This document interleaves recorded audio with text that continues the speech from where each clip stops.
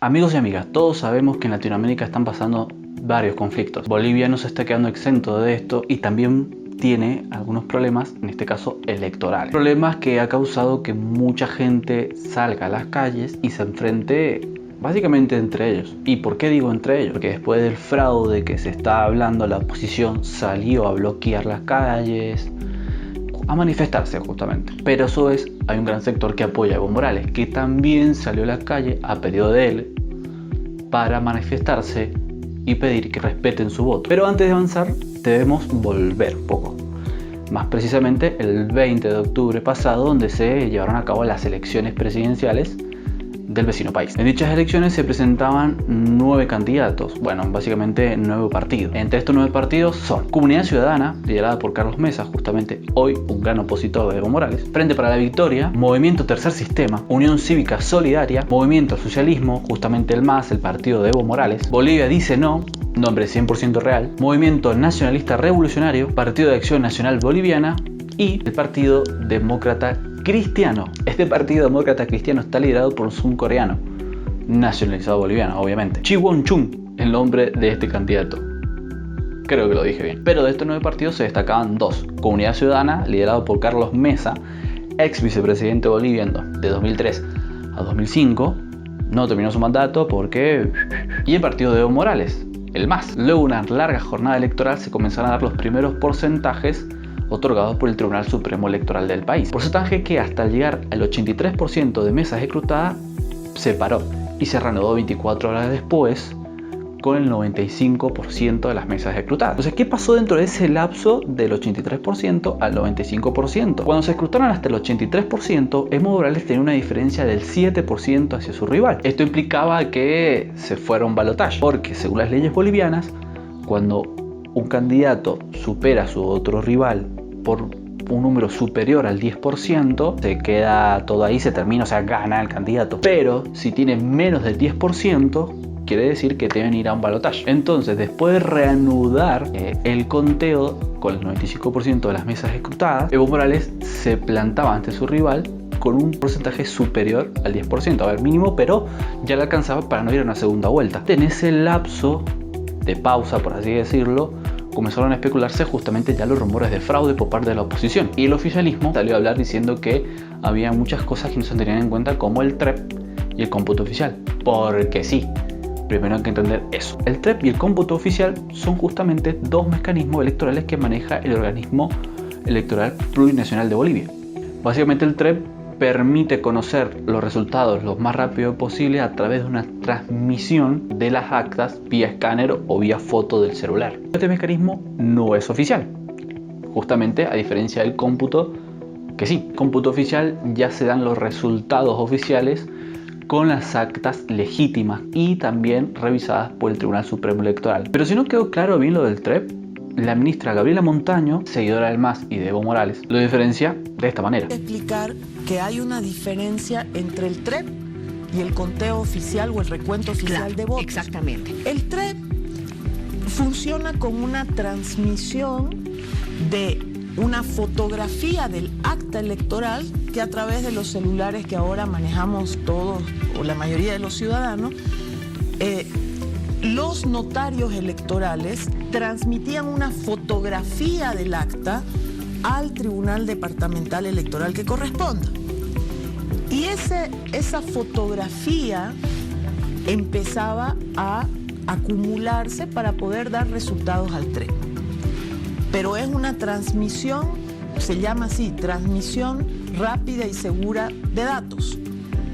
Pero no es el conteo oficial. Exacto. El conteo o el recuento oficial de actas es el único procedimiento que puede dar los resultados oficiales en una elección. Así que justamente el oficialismo, no solo la ministra, justifican ese lapso o esa suspensión del 80% al 95% diciendo que las zonas en donde debía escanearse y mandar las actas escaneadas o fotografiadas al Tribunal Supremo Electoral no había internet, porque justamente eso, Bolivia tiene zonas muy alejadas donde no tienen señal de internet y deben viajar mínimo 3, 4, hasta 6 horas a un pueblo cercano donde tengan internet para mandar las actas. Además, la ministra dijo que el Tribunal Supremo Electoral ya había anticipado a todos los partidos políticos que se iba a suspender el conteo del TREP cuando se llegara al 80%. Es decir, que la oposición sabía de esto y después lo reclama. Y esto es verdad porque el Tribunal Supremo Electoral, antes de las elecciones,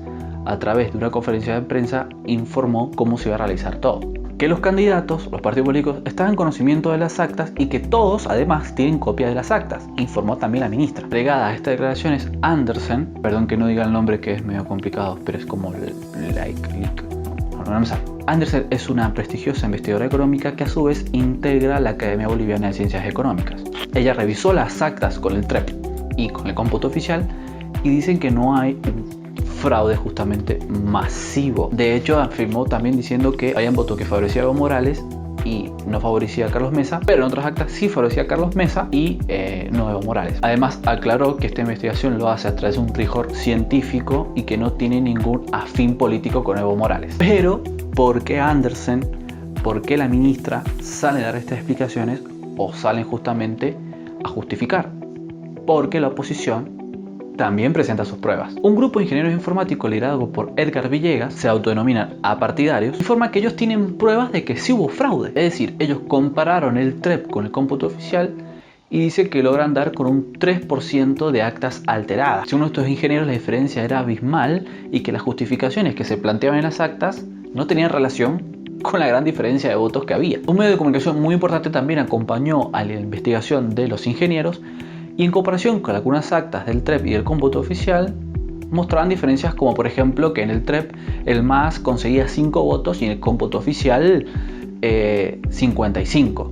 O sea, era como abismal, y así en muchas otras actas. Cabe aclarar que Edgar Villegas dijo que después de dar esta información recibió amenaza y que tuvo que ir a buscar o refugiarse a la embajada británica en Bolivia, La Paz. Pero después el embajador salió a hablar a través de su Twitter y dijo que toda esa información era falsa y que no estaban refugiando a nadie. Sí. Apartidario. Además de estas irregularidades marcadas en las actas, la oposición también marca otras en el Tribunal Supremo Electoral. Entre esas irregularidades que marcan son que no se inscribió presupuesto para una segunda vuelta, es decir, que según la oposición el Tribunal Supremo Electoral ya daba por hecho que ganaba Evo Morales en la primera vuelta. De hecho, según la oposición, el Tribunal Supremo Electoral nunca tomó en cuenta una segunda vuelta, justamente por no disponer un presupuesto. Sumado a estas irregularidades, renunció también el vicepresidente del Tribunal Supremo Electoral, Antonio Costa, igual expresidente porque renunció, así que según el vicepresidente del Tribunal Supremo Electoral estuvo desatinada la medida de suspender el conteo de votos. Además de la oposición de los partidos políticos que piden una segunda vuelta y que de hecho también piden que se suspendan las elecciones pasadas y que se vuelvan a llevar a cabo, está la CONADE, Comité de Defensa de la Democracia, y los comités cívicos de Santa Cruz, en la cual no responde, según ellos, a partidos políticos ni intereses políticos, sino a su pueblo y a la sociedad. Una vez planteada justamente esta información de fraude por parte del oficialismo y por parte de la oposición, cabe tener en cuenta ahora la violencia que se está viviendo en las calles del pueblo boliviano. Y es que ya se llevan 2 muertos y más de 100 heridos. Pero ante esto, un ciudadano boliviano, Cristian Villarreal Durán, no decía esto. Bueno, después de las elecciones, al día siguiente, cuando ya se rumoreaba esta idea de que pudo haber habido fraude, pues en las ciudades de Chuquisaca y de Potosí, la gente fue y quemó los tribunales departamentales de esas 2 ciudades. Y bueno, se perdió un montón de datos, se quemó toda la infraestructura pública y son esos 2 momentos que van marcando una escalada de violencia que no ha parado todavía. Desde las elecciones hasta ahora, que ya han pasado 2 semanas, la vida no se puede replicar como era antes porque hay bloqueos en distintos puntos estratégicos que impiden el paso de movilidades en estas 2 ciudades grandes, pero no son las únicas. De hecho, sucede en todo el país, en menor escala. Las bases sociales del MAS ahora sí están cuidando lo que ellos consideran su victoria en el voto, y la oposición, pues bajo la idea del fraude, está generando también sus propias movilizaciones.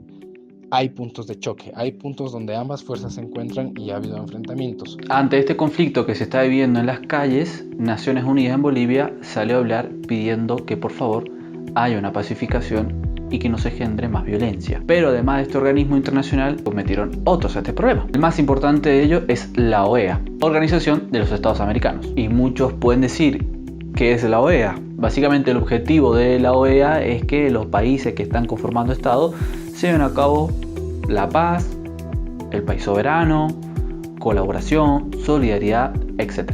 La OEA junto a la Unión Europea sugirió al presidente Evo Morales que se llevaran a cabo otra vez las elecciones, ya que el organismo dice que para que una elección sea factible debe ser aceptable y creíble para un pueblo. Justamente después Evo Morales invita a la OEA a participar en su país a través de una auditoría y que dé una respuesta a este problema. El mandatario además dijo que si se probaba el fraude, él aceptaba y iba a llevar a cabo una nueva elección. Entonces la OEA acata este pedido y lo acepta, y justamente esta semana llegó al país para llevar a cabo las auditorías que días más adelante van a dar una respuesta definitiva. Entre los participantes de la OEA son 30 personas, entre ellos abogados electorales, peritos informáticos, especialistas en caligrafía y en documento y demás. Pero acá hay otro problema más, sí, porque siempre hay más problemas. El problema deriva de que el gobierno invita a la oposición a participar en la auditoría, pero esta la rechaza, ya que Carlos Mesa dice que iba a participar siempre y cuando Evo Morales no reconociera que había ganado. Sumado a esto, también la oposición dijo que